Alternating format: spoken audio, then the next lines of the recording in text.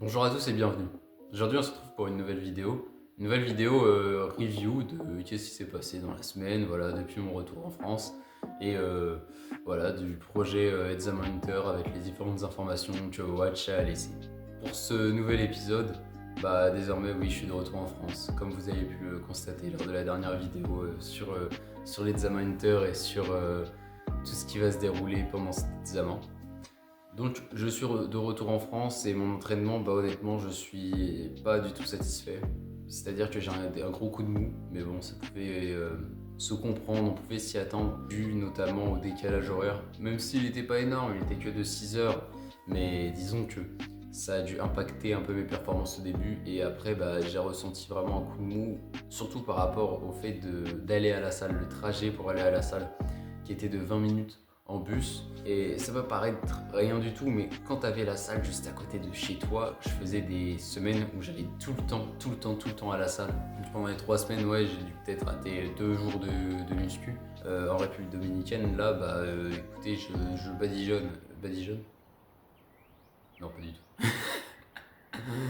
Bon, c'est pas très régulier, voilà, j'ai envie de vous le dire.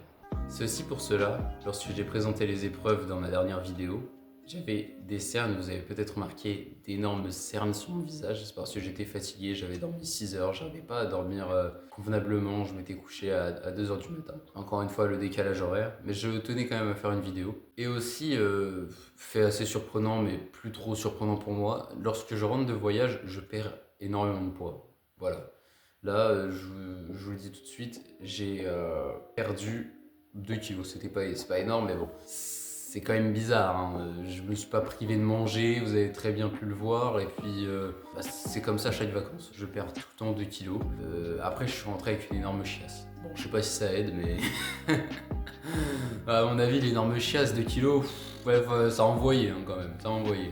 Maintenant, je vais vous parler de ce sentiment de découragement qui a eu lieu lors de cette semaine justement où j'ai été moins productif, que ce soit en termes de vidéo, pas tellement, mais surtout en termes de, sincérité, d'authenticité, en termes d'entraînement, c'était pas la folie. Et en fait, vous connaissez très bien ce sentiment et je vais prendre une petite aparté. De toute façon, le développement personnel, ça m'a toujours tenu à cœur et je pense que c'est parfois nécessaire de rappeler certaines bases. Lorsque vous vous lancez dans un projet, n'importe lequel, que ce soit la muscu, l'examen hunter ou même moi par exemple les 12 coups de midi. Lorsque vous vous lancez dans ce genre de projet, vous savez tout de suite que je suis motivé, oh là là je vais tout défoncer, si je me donne à 200%, je vais y arriver, c'est sûr, les autres ils feront pas le poids face à moi, je suis le meilleur et tout. Pendant une semaine t'es motivé, après c'est fini. Les gens vont me dire oui, mais ça, c'est parce que c'était pas ton vrai objectif, ça veut dire qu'il faut que tu en trouves un autre. Et je ne suis pas d'accord. C'est normal parfois d'avoir des coups de mou. On n'est pas des professionnels, on est des humains. Surtout dans une société où aujourd'hui, le bonheur, il est immédiat. Ça veut dire que si tu travailles trop à la recherche du bonheur, c'est pas rentable. Parce que le bonheur, tu peux le trouver sur ton téléphone, sur TikTok. Et voilà, donc pourquoi travailler, pourquoi te faire chier quand tu peux scroller? Donc non, je ne suivais pas ce genre de conseils. C'est normal un peu parfois de patauger. Mais c'est vrai que si par exemple une fois vous avez atteint cet objectif et qu'au final vous n'étiez pas heureux en faisant cet objectif, oui, je me suis trompé, vous vous êtes trompé et ils avaient raison. Mais n'abandonnez pas dans si bon chemin, voilà, vous avez fait une semaine parfaite, dites-vous que il faut faire cela par palier. Et je vais parler plus précisément des paliers et comment est-ce que on peut mettre des paliers dans cet examen hunter et même dans vos projets en général. La technique des paliers alors, elle est très simple. Imaginons que tu veuilles courir un marathon.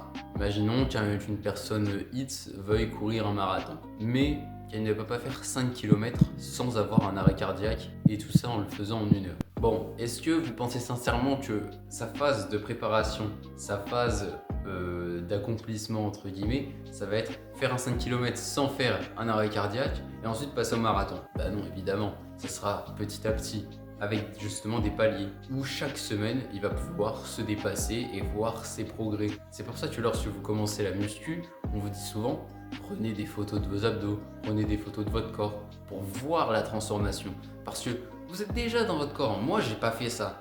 Moi j'avais des amis qui me motivaient, donc en soi, j'en avais pas besoin. C'est sûr que aller à la salle tout seul, c'est pas nécessairement réjouissant, surtout si tu vois pas les progrès. Mais si tu prends des photos chaque semaine, pas tous les jours, ça peut te fausser. Chaque semaine, tu verras qu'il y a une transformation. Tu verras qu'il y a quelque chose. Tu te dis, ah oui, mais c'est vrai, putain, j'étais gros, j'étais pas de gros il y a un mois. Là, ça va, tout simplement. Donc, si on reprend l'exemple du futur marathonien, eh bien, on peut voir qu'avec la méthode des paliers, il arrivera petit à petit à s'accrocher à son rêve de faire un marathon et de faire un marathon pas dégueu du tout parce qu'il sera préparé. Même s'il n'a pas couru 42 km tous les jours, je veux dire, il a désormais la détermination, la dopamine de tous ses progrès.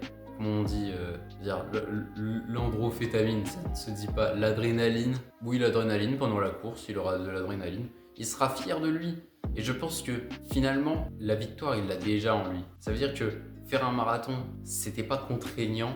Enfin, c'est pas le but de son projet en soi. C'était plus l'entraînement désormais. Tu vois, c'est la fameuse phrase du le plus important dans la vie, c'est pas le but, c'est le parcours. Un truc comme ça, voilà.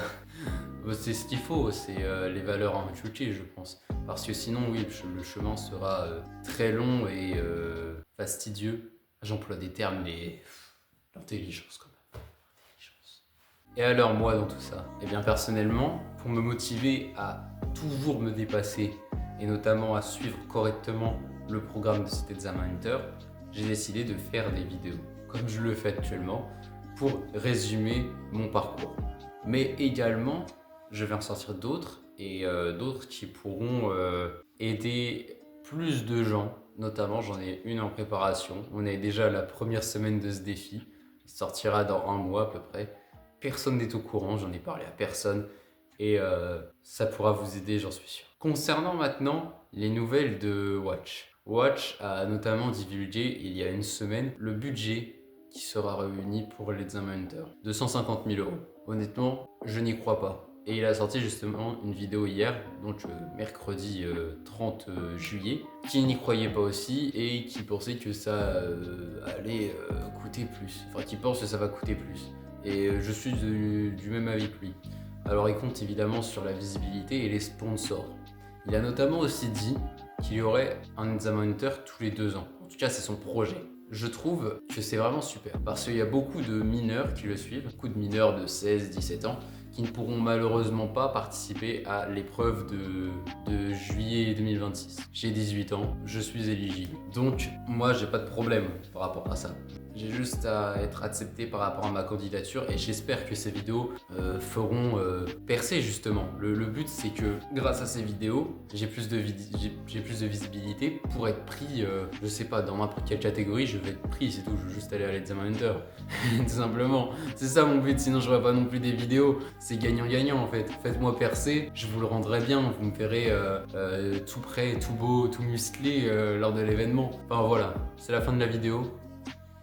Merci beaucoup à vous de l'avoir regardé si vous êtes resté jusque là. Et j'embrasse aussi Watch parce qu'il fait du bon boulot et très fier de son ascension et très fier de la mienne aussi. C'est bon de le rappeler parfois, oui, c'est pas se sucer, c'est pas s'auto-sucer. On a le droit de dire oui, nous sommes fiers de nous et on va y arriver. Et aussi, le montage de la vidéo est fait par Zenith. J'ai failli t'oublier, je t'aime beaucoup. Bisous bisous Zenith. Original company, you a make man over woman. Physically fit, physically fit, physically woman. Physically fit, physically fit, physically.